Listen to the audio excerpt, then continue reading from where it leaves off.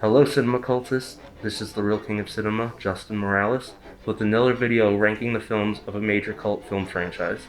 This time, we're covering Friday the 13th. I've been wanting to do this for a while now, and with the upcoming Crystal Lake TV series, I can't think of a better time than now.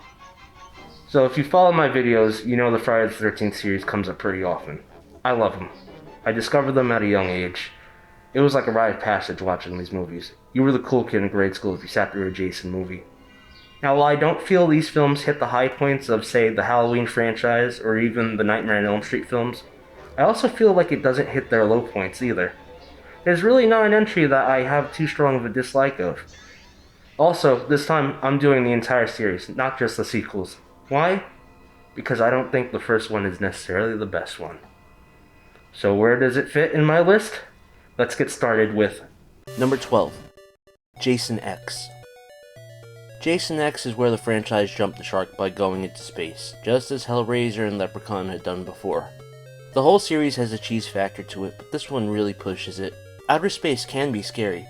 The Alien series and Event Horizon have proven that. But Jason X doesn't seem to take advantage of just how dark and empty space is. It's brightly lit, and the sets look so fake. Still, it's not unwatchable, and certainly has its fun moments. The kills are pretty creative in this one, and Kane Hodder again has a great presence as Jason Voorhees.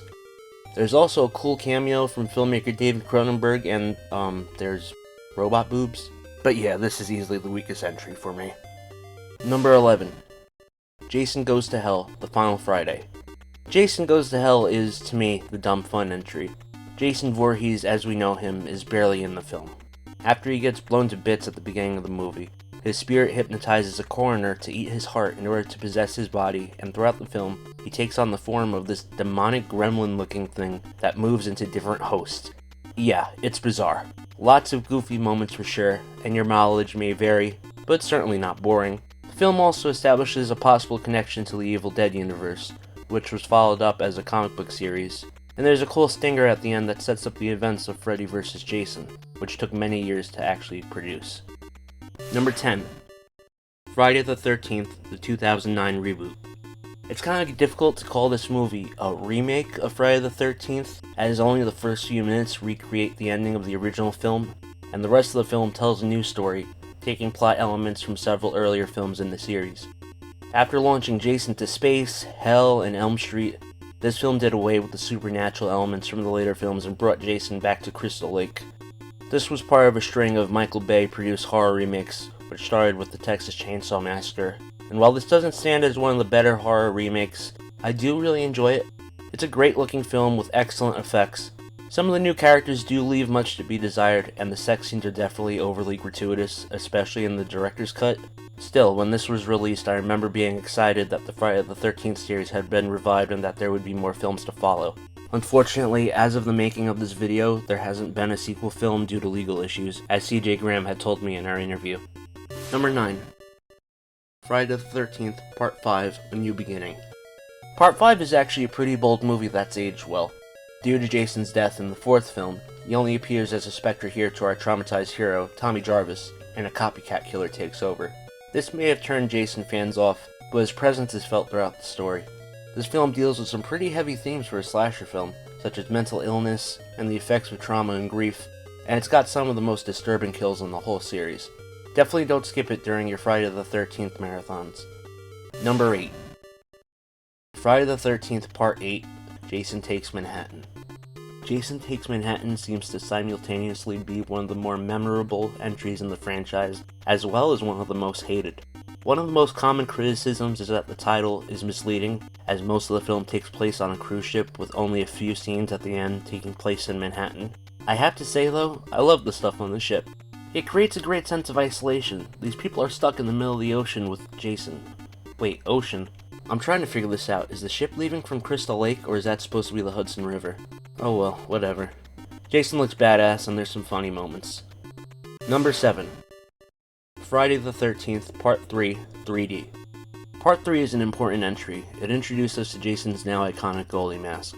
And while things were starting to feel a bit repetitive at this point in the series, this one is an absolute blast to watch in 3D. You've got popcorn popping in your face, eyeballs flying at you, Jason trying to grab you, it's wild. Sure, it's gimmicky, and Part 3 may not bring anything of substance to the series, but it's so much fun. Number 6. Freddy vs. Jason. Freddy vs. Jason was the final entry for both the Nightmare on Elm Street and Friday the 13th franchises before their respective reboots, and I think they went out on a high note. This film has a special place in my heart, as this was the first R-rated horror film that I had ever seen at a movie theater. I was 10 years old, I had recently been getting into both series, and I was thrilled. Sure, there's definitely a cheese factor here, but it's a fun time with some crazy set pieces involving two of cinema's most notorious bad boys. Number 5. Friday the 13th, the 1980 original. I know, it might be sacrilegious to not have the original film higher on the list, but hear me out.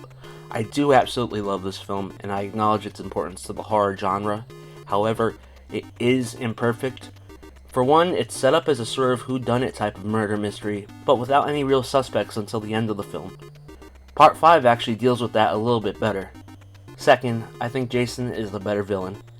Now, having said that, what we have here in the first film is a terrifying and surprisingly heartbreaking story, featuring a truly disturbed killer and excellent special effects from the great Tom Savini. Number 4. Friday the 13th Part 7, The New Blood.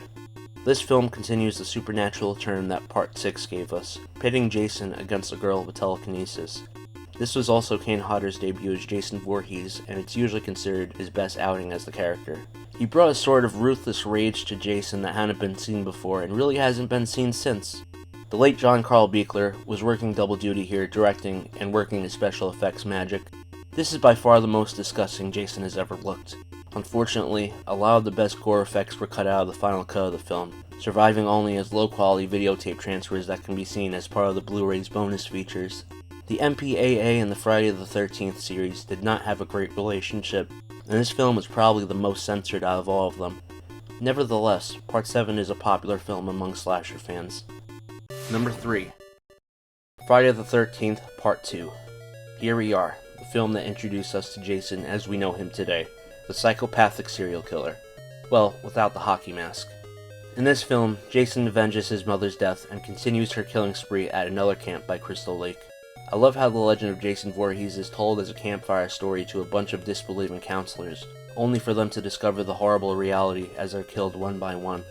I think that makes him scarier, and that's why I prefer him to Mrs. Voorhees as a villain.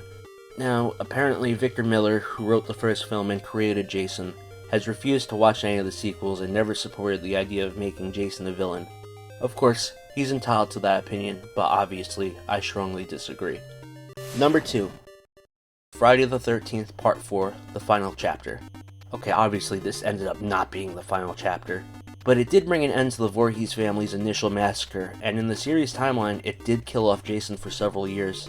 And what can be said about this film that hasn't been said before? This film is an undisputed classic. It's frightening, the cinematography is nice and dark, and this film saw the return of effects artist Tom Savini, and this film easily contains the best special effects in the series by far. And now, number 1. Friday the 13th, Part 6, Jason Lives. Okay, if you saw my interview with CJ Graham, who played Jason in this film, you were probably expecting this. I absolutely love this film for so many reasons. Part 6 brought Jason back from the grave after his absence in the 5th film and was easily the coolest opening to any of the Friday the 13th films. Director Tom McLaughlin has talked about the influence of gothic horror on this film, and it's apparent from the film's story and aesthetics, so it's quite a treat for those of us who love the classic Universal monster films. It also has a sense of humor which actually fits alongside the horror, and of course, who can forget the Alice Cooper songs?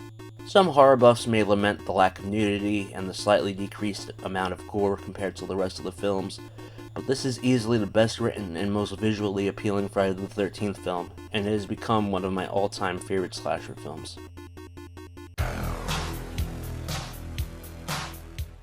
I'm also doing a special giveaway for this video of this Jason mask, modeled after his mask from Part 3, hand-painted by yours truly. To win this mask, be sure to like the video, leave a comment ranking the films of the Friday the 13th franchise, and subscribe to the channel if you haven't already. The winner will be picked at random 13 days after this video is posted on YouTube.